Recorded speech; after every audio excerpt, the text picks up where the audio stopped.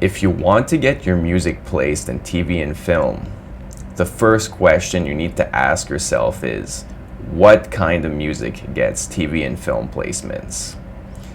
And the best place to find an answer to that question is on music licensing platforms such as Pond5. That's what we're going to be using as an example for today's video.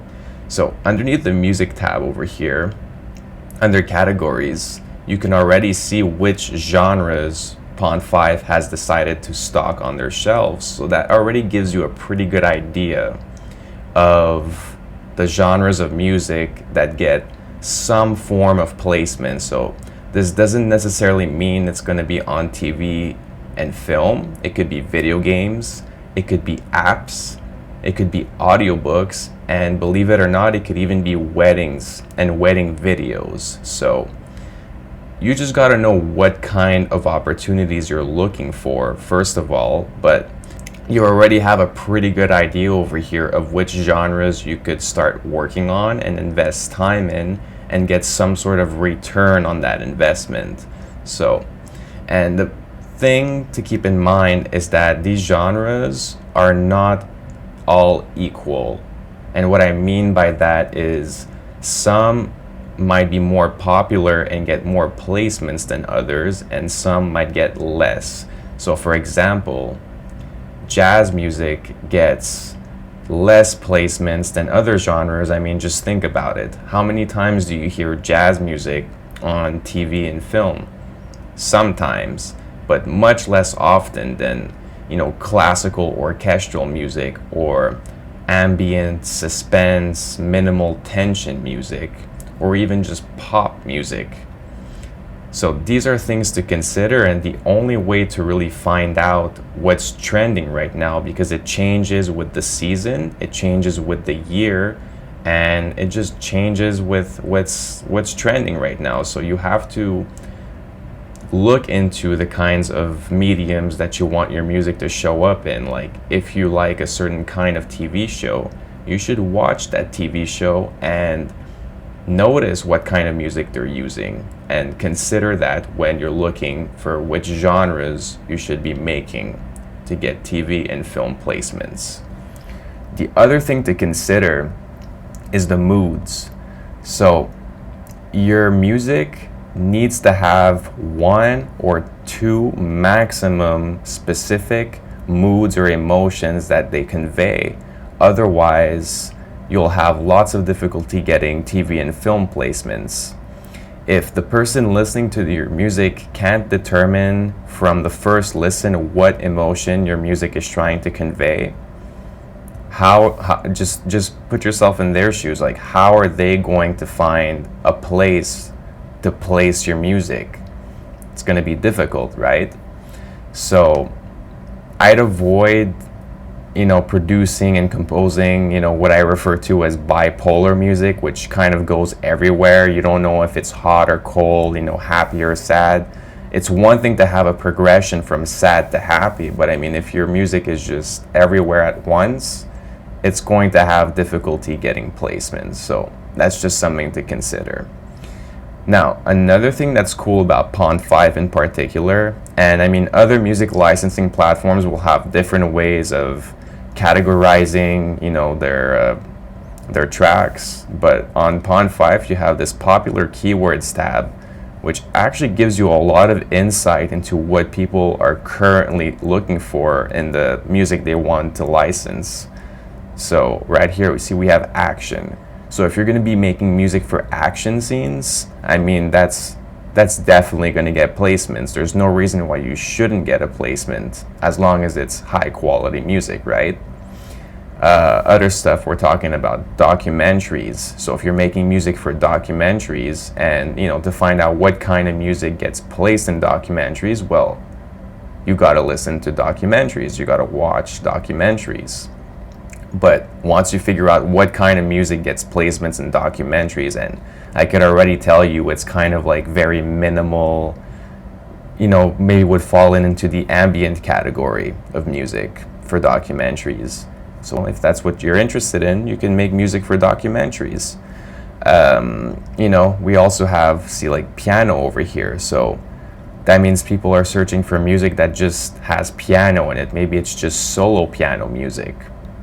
And, horror. So if you're making music for horror films, so I hope you guys are getting kind of the picture of what I'm talking about here. You have to really just have a strategy almost. So you're not just shooting in the dark, because think about it, making a track takes a lot of time, energy, and resources. So you're making an investment here. You don't want to waste that investment. You want to make sure you have a return on that investment, and this is how you make sure that happens.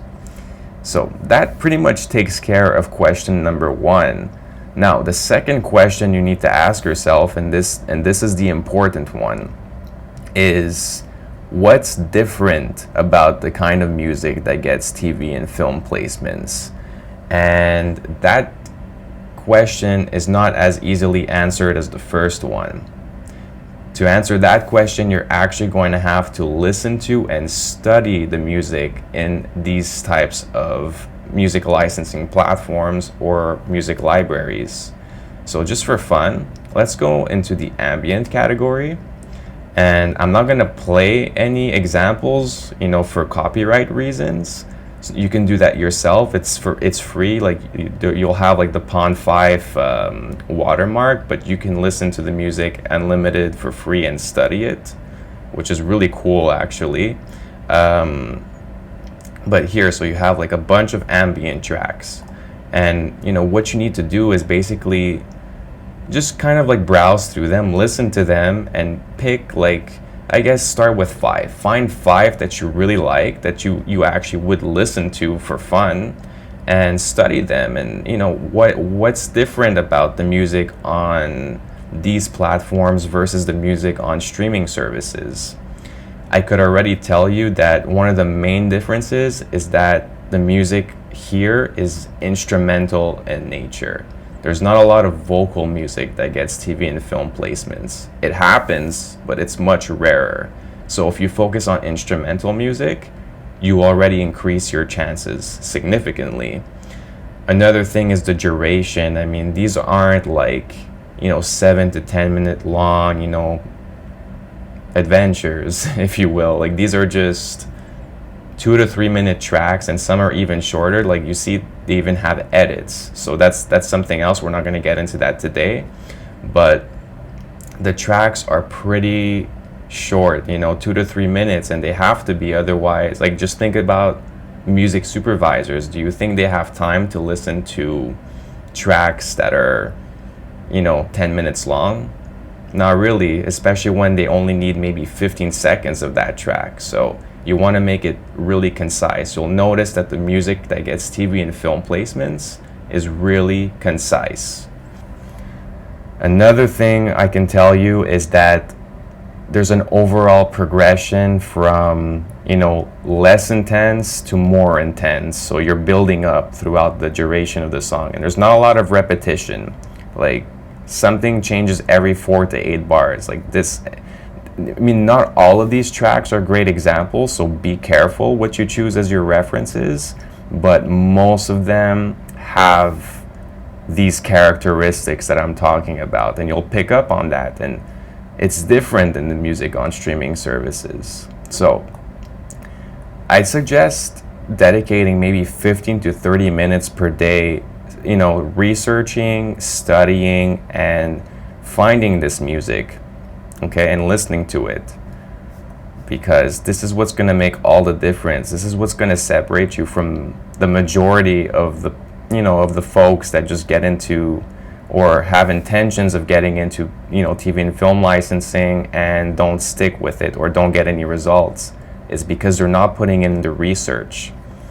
And what I like about Pond 5 is that you have this My Collections tab, and you can actually start bookmarking these tracks and making collections. So, see, I made one for tension suspense, which would fall into the ambient category, because I started making this kind of music, and I didn't go to school to learn how to make this kind of music. I just studied the music, and I used these tracks as my references, and I ended up creating my own. So this is just kind of these are just my reference tracks. These are the tracks that I found on this platform that I liked, and I studied them. And this significantly increases my chances of getting a return on my investment, because don't get me wrong, you're not copying these tracks, you're just studying them. And if you're copying anything, you're copying the characteristics. Okay? So as long as your music inherits these characteristics, it's going to have as much, if not more, of a chance of getting TV and film placements than these tracks you find on Pond 5, because I'm not going to get into that, but Pond 5, is not the best place for the long run. I mean, like, the prices are relatively low, and if you really want to make a full-time income in this industry, Pond 5 is not the best place to do it, but it's a great place to start. So if you actually want to start uploading your music and licensing your music through Pond 5, you can do that as well. It's non-exclusive, so there's no strings attached. It's actually, like, I did it at first just to get my feet wet, and just to get a little bit of experience with metadata, understanding how the whole process works. It's a good exercise. So if you have like one or two tracks, just for fun, like, go for it. Like, it's a great learning experience. You can always remove them, and you can just eventually, if you go for like exclusive music libraries, or you want to contact music supervisors directly, you can just pull it and do that instead. There's no strings attached. So I hope this video gave you a little bit more insight into the TV film licensing industry and how it works. I don't know if that's the answer you were expecting, but I mean, this is really like the fundamentals. If you can get this right, you'll be ahead of 99% of the music composers and producers that are trying to get TV and film placements. You need to do market research. That's the secret. And that's difficult for artists. I understand. Like, it's difficult to consider your work of art a piece of research or a product, but in this instance, it kind of is. So, and it's going to push you to be a better artist, believe it or not. So don't be intimidated by this. Don't think you're selling out, because you're not. If you want to know more about the TV film licensing process and how to get started, I actually wrote an article on the subject that goes a little bit more in depth in how to find opportunities, the requirements for your tracks. Like, we talked about alternate versions or alt mixes. So I talk a lot more about how to do that and how to create metadata for those tracks in that article.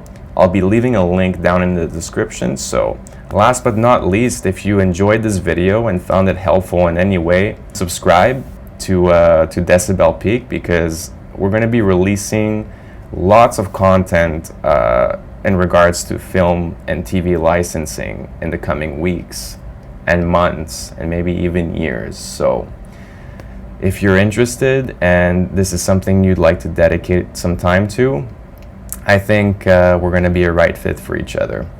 I hope you enjoyed the video, and we'll see you in the next one.